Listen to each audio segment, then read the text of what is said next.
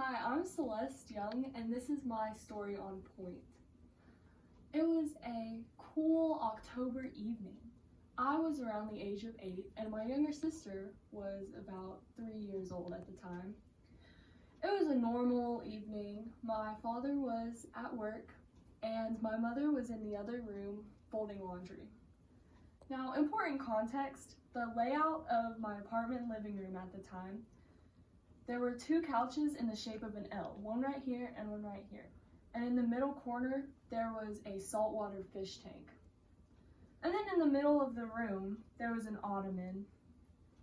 Now, this particular evening, my younger sister and I were watching TV. And it was starting to get boring for me, until I had this brilliant idea.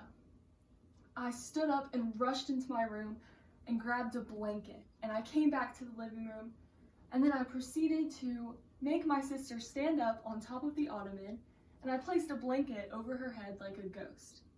I then spun her around until she became dizzy and disoriented. Then a light push, and she fell onto either one of the couches, laughing.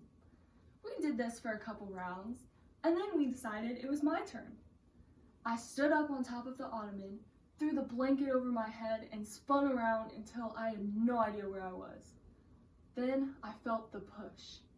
That was one of the best 3 seconds of my life. It was so fun, until I heard a crack, and then a whoosh. I threw off the blanket from my head, and I looked, and my mom was running into the room. I had hit the fish tank in the corner of the living room, and it had shattered.